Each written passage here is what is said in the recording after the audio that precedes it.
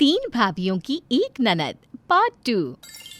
आशा के बेटे बहू आशा को उसके पति से अलग कर देते हैं और उसकी बेटी को भी उनके घर के निजी मामलों में दखल देने से साफ साफ मना कर देते हैं। अब आशा अपने बहू बेटी के घर जाती है, जहां घर आती ही उफ, मैं कितनी थक गई हूँ। अपने घर आकर कितना अच्छा लग रहा है। हाँ सही कहा तुमने।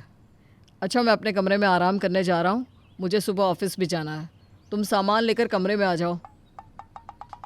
अनुराग इतना बोलकर कमरे में चला जाता है तो वहीं दूसरी ओर कोमल सारे सामान को लेकर अपने कमरे में जाने लगती है। बेचारी आशा वहीं खड़ी होती है। ये सब देखकर आशा अपनी बहू से कहती है, बहू तुमने तो बताया ही नहीं, मैं किस कमरे में जाऊं और अपना सामान कहाँ रखूं बेटा। माफ़ करना माँ जी, पर हमारा ये फ्लैट 1 BHK का है। इसमें सिर्फ एक ही रूम है, तो आप एक काम कीजिए, किचन में जाकर सो जाइए या तो फिर हॉल में, और अपना सामान घर के किसी भी कोने में रख दीजिए। पर बहू हॉल में? देखिए माँ जी प्लीज़ नाटक मत कीजिएगा। हाँ, अब आपके लिए हम बड़ा घर तो नहीं खरीद सकते ना, इसे में एडजस्ट करना होगा। वे चले सो रहे, मुझे बहुत नींद आ रही है। कोमल बिना अपनी सास की पूरी बात सुने अपने कमरे में जाकर सो जाती है। बेचारी आशा हॉल में ही अपना सामान रखकर खुद सोफे पर सो जाती है। तो वहीं दूसरी ओर विनोद भी राम के साथ उसके घर जाता है, जहां सपना अपने ससुर को स्टोर रूम में ले जाती है। पिताजी आज रात आप यहीं पर गुजार लीजिए, कल मैं स्टोर रूम की सफाई कर दूंगी। अब से यही आपका कमरा है। बहू मुझे गंदगी से एलर्जी है। मैं जानती हूँ पिताजी आपको गंदगी से एलर्जी है, पर थोड़ी एडजस्टमेंट तो आपको करनी ही पड़ेगी ना। मेरा घर इतना भी बड़ा नहीं है, और मैंने कहा ना कल स्टोर रूम की सफाई कर दूंगी। नहीं बहू ऐसी कोई बात नहीं है, मैं तो बस ये कह रहा था कि मेरा बिस्तर साफ। विनोद बोल ही रहा होता है कि सपना बिना अपने ससुर की बात सुने वहाँ से चली जाती है।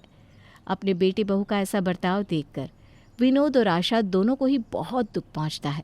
अब इसी तरह से कुछ दिन बीत जाते हैं और उनके बेटे बहू उन्हें सताने का एक भी मौका नहीं छोड़ते।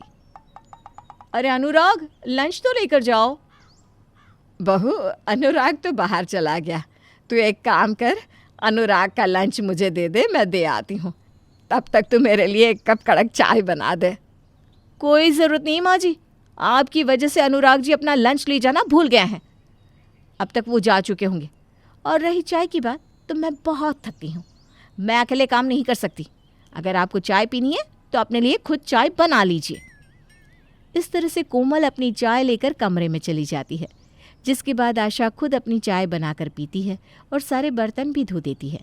कुछ देर बाद जब कोमल अपने कमरे से बाहर आती है तो वो देखती है कि उसकी सास ने सारे बर्तन धो दिए हैं, जिसके बाद कोमल अपनी सास से काम करवाने की सोचती है।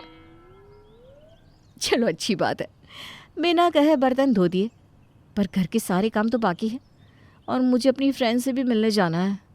एक काम करती हूँ, इस बुढ़िया से ही बोल देती हूँ, घर के काम भी कर लेगी। इतना सोचकर कोमल अब आशा को आवाज़ देती है और आशा अपनी बहू के पास जाती है, जिसके बाद कोमल अपनी सास से कहती है, माँ जी आपकी एक मदद चाहिए थी। मदद? अरे बोल बहू, क्या मदद चाहिए? माँ जी देखिए, अब सारा दिन घर में बैठी रहती हैं, कोई काम भी नहीं करती। आप जानती है ना घर में कितने काम होते हैं, और हर समय मैं आपका ख्याल नहीं रख सकती, मुझे और भी तो बहुत काम देखने होते हैं। देखिए ना, मुझे अब भी अपने किसी दोस्त से मिलने जाना है, बहुत ज़रूरी काम है। मेरी गैर मौजूदगी में आप घर के काम कर लेंगी? अरे बहू ये भी कोई कहने की बात है, आखिर ये घर मेरा भी तो है। तू आराम से अपने दोस्त से मिलने जा, मैं सारे काम कर लूँगी। अब कोमल अपने दोस्त से मिलने चली जाती है और कोमल की गैर मौजूदगी में आशा घर का सारा काम कर देती है। समय यूं ही बीतता है, कोमल घर में रहकर भी सारा काम अपनी सास से करवाती। ऐसे ही एक दिन आशा की तबीयत खराब हो जाती है। पता नहीं क्या मुसीबत पाली है मैंने। माँ जी आपने तो इतना काम भी नहीं किया जितना पैसा आप पर मुझे लगाना पड़ेगा। माफ़ करना बहू, पर मैं जानबूझकर बीमार नहीं पड़ी। अरे रहने दीजिए, जानबूझकर बीमार नहीं पड़ी, सब जानती हूँ मैं। आप बोझ बनकर रह गई हो मेरे ऊपर। पता नहीं कब पीछा छूटेगा मेरा। इस तरह से कोमल हर समय अपनी सास को खरी खोटी सुनाती। ऐसा एक भी दिन ना गुजरता कि आशा अपने पुराने अच्छे दिनों को याद ना करती। आशा के दिन आंसुओं के साथ कट रहे थे, तो वहीं विनोद का भी कुछ ऐसा ही हाल था। राम, तुम अपने पिताजी को कह क्यों नहीं देते कि बाहर जाकर कोई काम ढूंढे? जब से आए हैं खर्चे कितने ज़्यादा बढ़ गए हैं। तुम सब्र रखो, अभी पापा को आए हुए 15 दिन तो हुए हैं। अब मैं उन्हें काम करने के लिए कैसे बोलूं, जबकि तुम जानती हो कि 15 दिन बाद पापा यहाँ से चले जाएंगे। पता नहीं ये 15 दिन कैसे बीतेंगे। कब से हमारे ऊपर बोझ बने बैठे हैं और खुद के अंदर भी शर्म नहीं है कि कुछ काम करके बेटों की मदद कर दूं। विनोद अपने बेटे बहू की सारी बात सुन लेता है। उनकी बातें सुनकर विनोद को बहुत बुरा लगता है और विनोद काम की तलाश में बाहर चला जाता है। पर विनोद को कहीं काम नहीं मिलता और वो थक हार के घर आता है। पिताजी, ये क्या बदतमीजी है? आप सुबह से घर से गायब हैं। कहीं जाना था तो बताकर जाते। जानते भी हैं मुझे और आपके बेटे को आपकी कितनी फिक्र हो रही थी। माफ़ करना बहू, दिमाग से निकल गया। पर मैं काम देखने के लिए गया था। सारा दिन घर में बैठा बैठा बोर हो जाता हूँ, तो सोचा कि क्यों ना कोई छोटा मोटा काम ही कर लूँ। पापा, आपको काम करने की क्या ज़रूरत है? आप रहने दीजिए। वैसे भी 15 दिन के बाद आपको यहाँ से जाना ही है। चलो सपना, आज हम बाहर खाना खाने चलते हैं। अब राम और सपना बाहर खाने के लिए चले जाते हैं और बेचारा विनोद घर में अकेला भूखा ही सो जाता है। ऐसे ही कुछ दिन बीत जाते हैं और प्रिया अपने भैया भाभी को फ़ोन करती है, पर कोई भी उसका फ़ोन नहीं उठाता। ये क्या, दोनों में से कोई भी मेरा फ़ोन नहीं उठा रहा। इतने दिन हो गए पर भैया भाभी ने माँ और पापा से मेरी एक दिन भी बात नहीं कराई। सब ठीक तो होगा ना वहाँ?